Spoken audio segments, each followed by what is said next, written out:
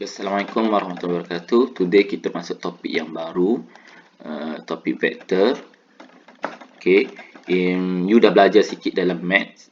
Okay, tapi kita akan go through yang dalam AppMath punya. Okay, the first one is kita pergi pada exercise 13.1. So, you dah tahu vektor tu apa. Vektor ni dia ada magnitude dan dia ada directions. Okay, so the sign of the direction is very important lah. Sign kat atas ni important. Ni menunjukkan direction dia from A to B. You mesti tulis, jangan tulis A, B sahaja. Okay, and also kalau dalam buku the vector will show with a blanket sign IJ macam ni. So you kena tulis I, J or any vector in a curly bracket. So this is the way to represent it. It is using a point. So from A to B. So ni it's the vector name at itself. So kalau kita tengok IJ ni, I ni is depend on the movement on the horizontal axis. That is the x-axis. Yang J ni is for y-axis. Okay, so you need to aware about that notification. Okay, to aware about that symbol sign.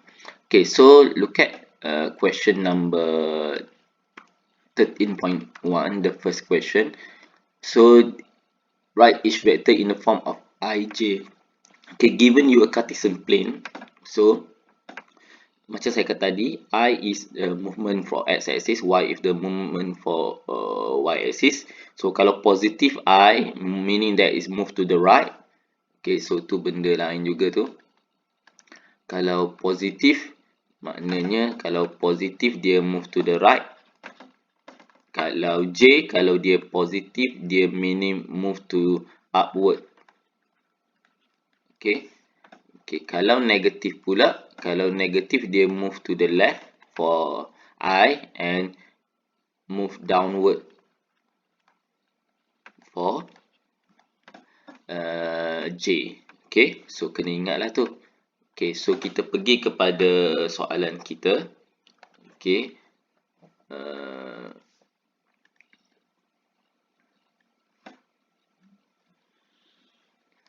Okay, now look at the questions. Okay, dia minta vektor A, B. Okay, so A to B. So A, tengok A to B kalau kita buat line. Okay, point A to point B, vektor AB.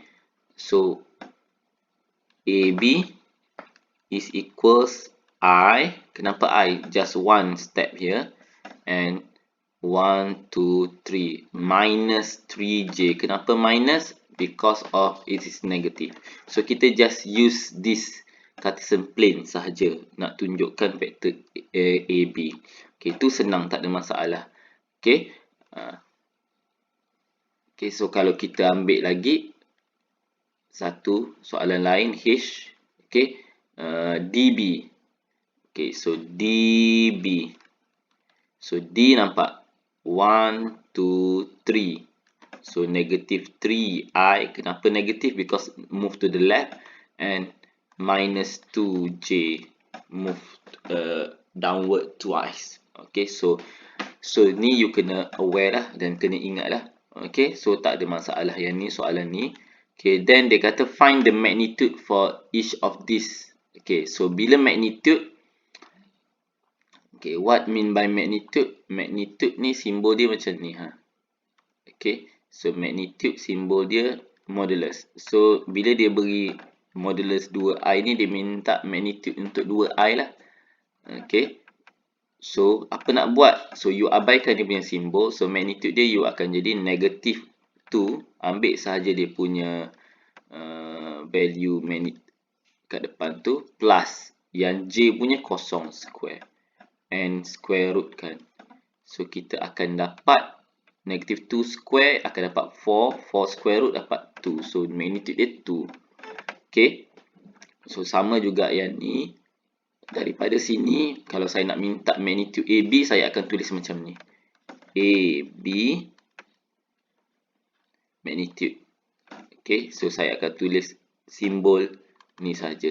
So kita akan ambil daripada vektor dia I is plus 1 lah kat depan dia ni, minus 3j, so plus negative 3 square. Dia punya simbol ij tu tak perlu, vektor dia tak perlu. So 1 plus 9, so dapat square root 10. So this is for the magnitude. Okay, so boleh try soalan ni untuk warm up sahaja. Soalan ni makan tak sampai 1 minit. Try soalan G, and here also G. Okay, to warm up questions. Okay, now kita pergi yang soalan ni pula. Okay, nombor 3. The vector AB has a magnitude of 20 unit. Okay, so and is parallel dengan vector 4i plus 3j. So vector AB magnitude dia 20. So AB punya magnitude, taklah simbol, is equals to 20. And it is parallel dengan vektor yang ni. Parallel. Okay, what mean by parallel vector? Okay, parallel mean vector tu have same direction. Same direction. Bila contoh saya kata vektor dia parallel, contoh kat sini I, kat sini akan I juga. Dia tak boleh jadi J atau tak boleh ada I plus J. Dia hanya ada I sahaja. Contoh je tu. Okay, so kalau dia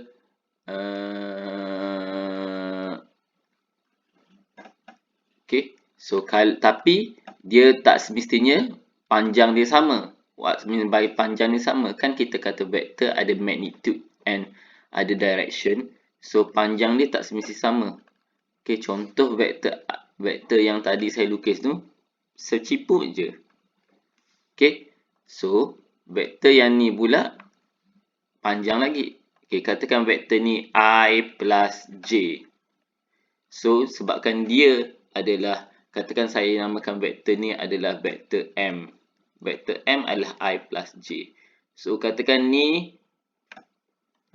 mungkin tak sesuai saya letak M. Saya letak point lah.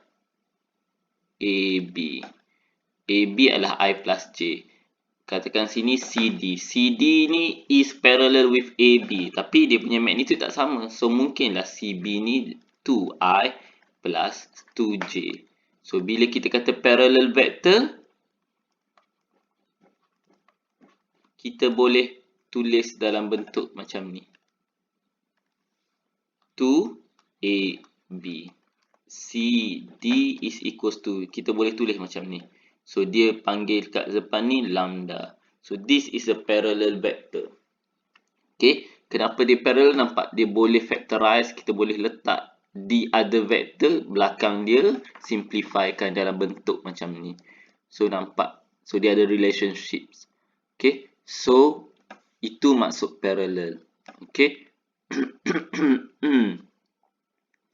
Okay, so sekarang macam mana nak dapatkan maklumat ni? Dia beri 20 magnitude dia. So, kalau sini magnitude dia berapa? Magnitude dia, katakan magnitude dia AB ni 20.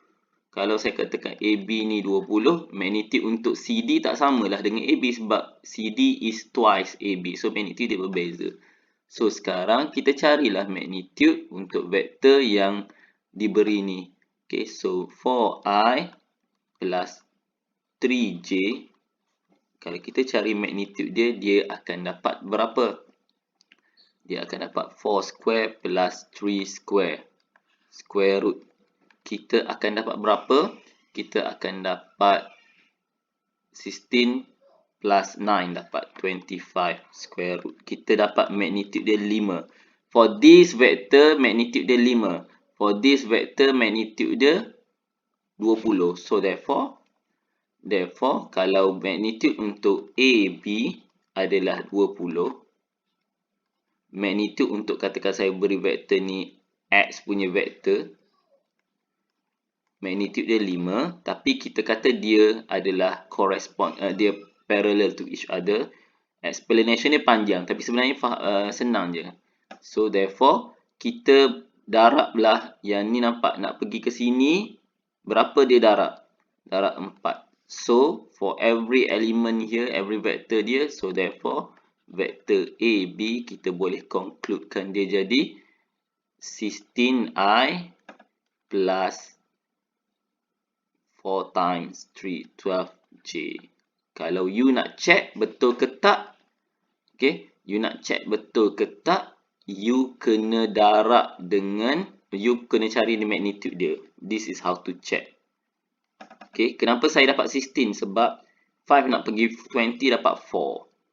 Okay, times with 4. So, every vector here times with 4. So, you tekanlah calculator. When you calculate with your calculator, 16 square plus 12 square, square root, you akan dapat 20. Kalau you nak check, you check with a magnitude AB punya ni. So, you dapat 20. So, betul lah. Yang ni jawapan you. Okay, nampak macam panjang. Panjang tu sebab ada explanation ni. Okay, so, macam ni. Okay, so how we want to start it? Okay, again, you kena faham magnitude PQ ni adalah 39. Okay, so kita cari dulu magnitude vector ni. Although this magnitude, this magnitude akan dapat 12 square plus negative 5 square, square root. You akan dapat 13. So, nampak? 13 nak pergi 39 berapa? So, therefore, PQ, nampak? Tu tadi explanation dia, panjang. So, PQ is, kita tahu 13, kita nak pergi 39. So, kita tahu dia dah 3. Kenapa 3? Sebab 13 nak pergi 39 times 3. So, therefore, kita tulislah vektor yang kat belakang ni. Kenapa boleh tulis macam ni? Sebab dia adalah, it is a parallel vector. Okay, so kita akan dapat 26i minus 15j. So, dapatlah solution ni. Okay, so harap you boleh faham. Soalan ni penting, buat balik dan sendiri. Okay, and lastly for the subtopic, okay, find the unit vector. Okay, not lastly for today lah, lastly for this ni, find the unit vector. Okay, so unit vector tu apa? Unit vector ni maksud dia, unit vector ni simbol dia macam ni. Okay, kalau yang ini simbol dia apa nama? Simbol dia magnitude. Unit vector simbol dia topi ke atas. Topi. This unit vector. So, how to find unit vector? You kena cari dulu dia punya magnitude. So, you kena cari magnitude. The magnitude is 6 square plus 8 square, square root. So, you dapat 10. So, unit vector. Ingat saya buat curly ni bukan suka-suka tapi kena ada curly. So, unit vector untuk ni adalah 6i, tulis balik vektor dia, overkan dengan magnitude. So, dia akan jadi, jawapan akhir dia akan jadi 3/5i plus 4/5j. So, you asingkan. So, that is the unit vector. So, you try soalan ni. Soalan D, you try. Okay. So, untuk itu for while, kita berhenti dulu.